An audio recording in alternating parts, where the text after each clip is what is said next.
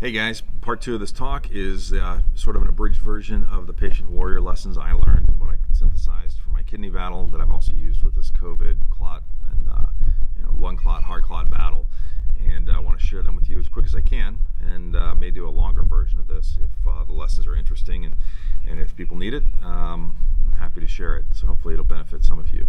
So I think many of you who know me from 6 years ago, I had a kidney cancer fight that was pretty bad. I had two types of cancer that were both aggressively malignant. They don't usually coexist together, and it was, I'd want to be married, have kids. I was really shocked when I got this news of this kidney cancer, and I really withdrew for about 2 weeks. Didn't talk to anybody. Was extremely depressed, because it looked bad. I know enough about medical devices that when I saw my own scan, which you're not supposed to do, but I got to do, I was aggressively depressed for about 2 weeks, and then I actually got hit by a car, and then went to the hospital that I was going to do my procedure at. Was appalled by how they treated me, and two things happened out of that. It made me want to fight, and also said, holy crap, I can't just go to this hospital because some people told me it was a great hospital, and just let myself be carried away. So I fought that fight. I'll share some of the lessons from that, and then it was committing to the fight. It was fighting the actual fight and then doing the follow through on the scans and making sure everything was good. So I went through that process, and then just recently I went through this pretty aggressive battle with COVID. Luckily I didn't go on ventilators or anything like that, but I did lose 32 pounds in 3 weeks, and it wasn't until I took the IVER MECT-IN that 2 days later I was a lot better from the COVID. But after COVID had healed, I did have these blood clots that were in my legs and in my arm that alarmed me, and I went in. Turns out those have about a 30% mortality rate, and it gets the treatment options add more mortality chances. But I managed to get through. They IV'd me blood thinner for a week, watched me, and I got better. And turned out I also got a heart clot. I have an enlarged heart, which is hopefully going to get better now that my lungs have cleared up. But over the course of about 3 weeks in the hospital and with the doctors, the lessons that I used when I was fighting the kidney fight, the patient warrior lessons, had a few impacts there. A couple times where I had to squeak, get a second opinion, reaching out to friends and family. Some of the things that I did that made helped me survive the kidney cancer, arguably did the same when I had the COVID and the clots and the heart clot scare. So the lessons I came up with really kind of 3 parts. Well, first of all is the gratitude. That's not even the lesson, it's kind of the preamble, is if you can focus on being grateful for your friends and your family, it'll help you with all these lessons to actually even bother to do them, and to make sure you do have a lot to live for and a lot to grow into and a lot to give.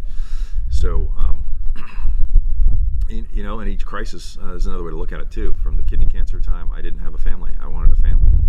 I look at this COVID scare, and my most emotional time is hearing my kids say, "I love you, Daddy," and then a week later realizing that might be the last time I ever saw them. So anyway, I think every crisis and every disaster does have some gratitude. You can look at it and say, okay, how have things improved? What have I learned? How have I changed? But the main lessons in the beginning are 3 parts. Win before the battle, be relentless, and the squeaky wheel survives.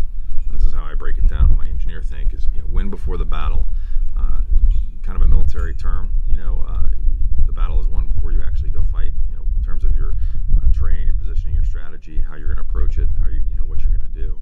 But there's really 3 parts I think of. First, you've got to you've really got to want to live, you've got to want to survive, and you've got to want to thrive through this, whatever health battle you're dealing with. When I had my kidney cancer, I didn't want to live. For about 2 weeks, I thought I blew it. I'd had a whole lot of things I'd done in my life trying to build a family, things like that, and they just all failed. So I viewed myself as a failure. I withdrew from friends, went dark for about 2 weeks. That doesn't work. It wasn't until I got hit by a car that I realized, hey, I'd actually like to live, and it wasn't until I saw the Keystone Cops approach to them fixing me up from getting hit by a car that I realized, holy crap, I don't want these guys having my life in their hands with my kidney surgery. So you really got to commit to, you've got to want to live, survive, and thrive. Secondly, you've got to commit to be your own champion. You have to be your own advocate. Nobody's going to advocate for you as strongly as you are. No doctor, no nurse, no family member, no friend, in almost any case, is going to literally be the best possible champion. You you have to commit to being your own advocate. That means you've got to learn about things. You've got to be tenacious. Don't believe the first thing you hear that sounds great. There were a lot of things in my kidney battle that I heard that one doctor looked at my scan and said, "Hey, you don't have cancer. You're fine." And I looked at her and looked at the scan and looked at her. I was like, "Okay, how are my ovaries?" She said, "Men don't have ovaries." I go, "I know, but that scan does." And sure enough, she was like, "Oh, that's the prior patient." It was like a 76-year-old woman. So she was basically in a rush, didn't pay much attention, said you didn't have cancer.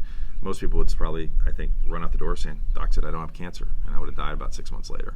So you've really got to be your own champion and double check everything.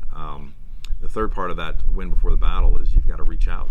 You've got to reach out to your friends, your family, your fellow colleagues, the groups you're in. I had a whole lot of people in EO reach out with great opinions and suggestions, experience shares. I had one good friend from my Gathering Titans group, Ben Richter, actually called me with the principal of the MD Anderson Cancer Center. I didn't even know I had friends with access to people like that, and he actually had him on the phone with me. I had friends reach out to John Hopkins from EO and get them lined up with the right people. So I talked to a lot of different angles and different experts because I reached out. And I also, it's a lot more than just the referrals. I mean, the fact that I get the support saying, "Hey, you can do this, we're grateful for you," just the love, the shared experiences all gave me confidence and support. And that came a lot from my friends and EOers. Some family were key. Turns out a family relationship was key to finding the right doctor, the perfect doctor to deal with this kidney cancer I had. So those are the 3 points: is win before the battle. You got to want to live. You got to be your own champion, and you got to reach out. And that's the first third. The second third is to be relentless, right? And the big point there is time's not on your side, almost never. Now, with the clots, I did opt for a time on my side, but that was with the doctor and that was with heparin treatment. So I wasn't sitting there doing nothing. I was letting the initial treatment play out. But with the kidney cancer, you've got to move fast. And there were so many times where I could have had my treatment slip a week and a half. There was one time that sticks out specifically. It was getting close to Thanksgiving, and the nurses where I was supposed to pick up my scans said, "Hey, we've got a party starting in about an hour. We've already moved things out of the way. We can't get your scan." Now, they were supposed to be open. They were supposed to give me my scan. I very gently was a little bit of an a-hole. I was like, "No, I've got a scan. My life's on the line. I'm here to get my scan. You're supposed to be open. Give me my scan." And I had to deal with a scowling nurse. But you know what? She went and got my scan. I got my scans. I wound up seeing a doctor almost 2 weeks prior than I would have. If I'd waited till after the holiday, it would have been at least a week and a half before I got on the schedule, and that would have actually slipped even more than just a few days. So it would have been a couple of weeks delay to my whole procedure. So those lessons under Be Relentless are singular focus, and that singular focus is, don't take no, don't take later, don't take come back later for an answer. So singular focus, double opinions, and then triple check. The double opinions are get second and more opinions. I went to a hospital that treats a lot of congressmen. People said, "Hey, this is a great hospital." I didn't dig. I was already in there. It turns out it really wasn't that great. And I actually did my own reconnaissance and test run because I was there after the car accident. But from watching them have to give me an IV 12 times to them bringing in a testing doctor who couldn't do a nerve block so they could stitch up my arm, it was just Keystone Cops. And so what I wound up doing is getting second opinions, third opinions, the reach out from my friends. I went and spent a lot of time with NIH. That's actually who I wound up going with, as the expert on kidneys there. But doing a reconnaissance and a test run and double checking it, that was key. If I had just accepted, "Hey, this is my lot, this is where I'm going to be working this this health issue through," it would have been bad. In fact, one of the doctor who was going to do my surgery at GW, he said, "Hey, we're going to take this kidney out." His bedside manner was terrible. He was like, "Hey, we're going to, I told him about another issue I had, and he said, "Hey, look, we'll deal with the thing that's going to kill you first, if you don't mind." And then he's like, "We're just going to take the whole kidney out, and you get another kidney, you'll be good." Turned out the correct doctor I wound up getting to do the surgery said, his approach was, "Hey, first of all, you're going to be fine."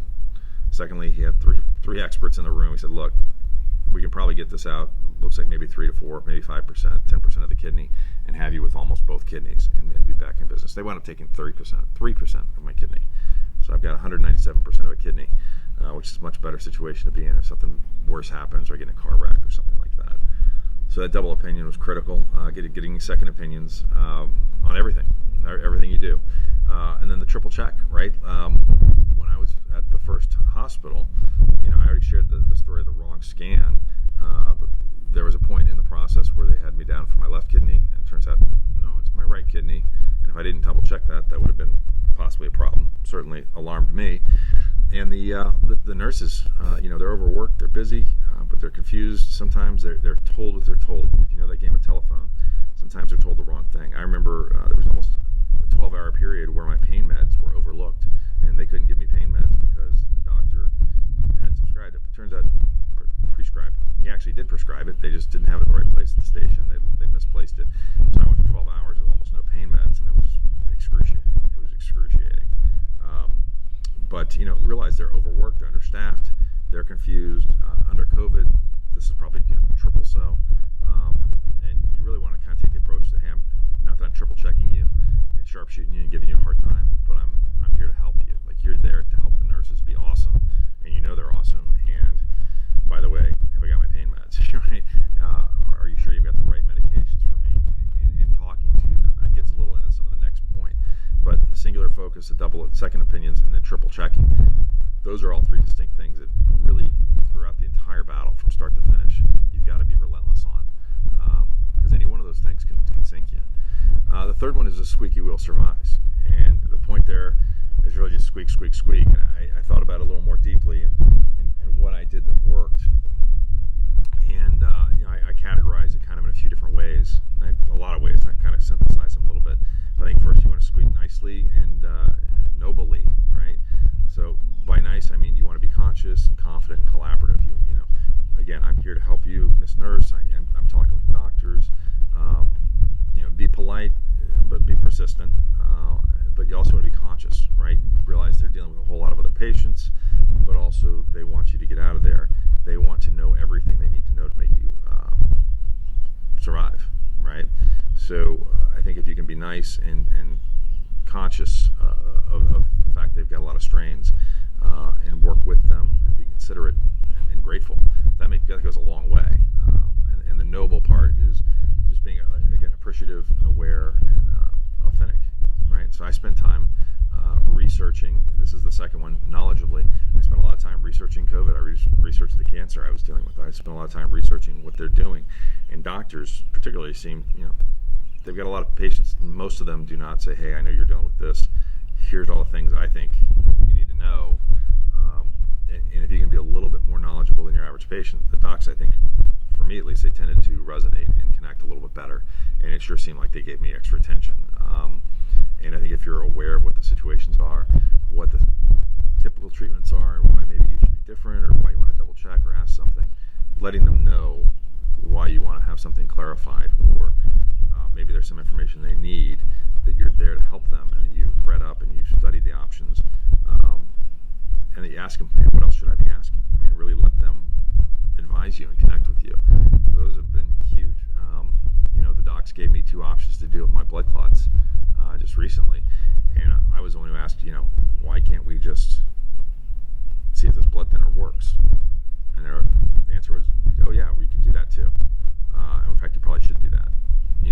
But they're really busy, so if you don't ask them these questions, if you don't ask in a knowledgeable, aware way, they don't like getting interrogated, right? So if you don't do a little bit of homework, and if you're not aware, I think that you're going to find out that the docs pretty much are like, hey, next, here's my prescription, here's my suggestion, here's what we're going to do, next patient.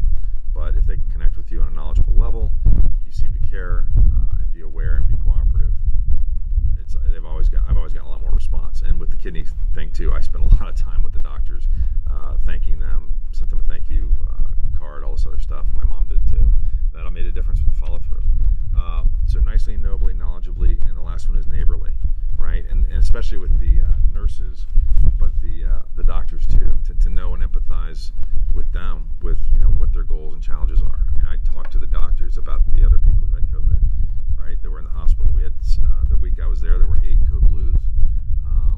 And we kind of talked about how they're trying to solve this riddle and how they're trying to deal with it. And I kind of empathized with them, asked them about their challenges, the victories, what's working, and they like talking about that. If you ask them about that, If you ask them about themselves, their journey, and what they're doing, yeah, they may be overworked. Some doctors might blow you off, but other ones I think appreciate it, and most of them were responsive and appreciative and gave me better advice and better doctoring because of it. The last end for that, right, is nonstop, right? So the squeaky wheel survives. You want to squeak nicely, nobly, knowledgeably, neighborly, and nonstop. And there's been times, especially when I had this cancer battle, because it was a much longer battle, like that story with the nurses. There were several other stories with the kidney cancer where I had to be a bully if I wanted to survive. In some cases, I was a nice bully, but I was persistent. I wasn't leaving that nurse's station. I was going to be there throughout their party and not leaving without those scans. And I was going to be a pain in the ass until I had those scans. And that makes a difference. So don't be afraid to be a bully. Don't be afraid to be the jerk if you're righteous and they want to save your lives. So help them save your lives and don't let yourself fall through the cracks. So that's the nonstop part. There are some other lessons and some deeper parts I go into and kind of more about the journey, but that's really the 80%, the 80-20 rule. Win before the battle, be relentless, be a squeaky wheel. And the last part, kind of the denouement of that, would be to remember where you were before and reflect after your situation's resolved, and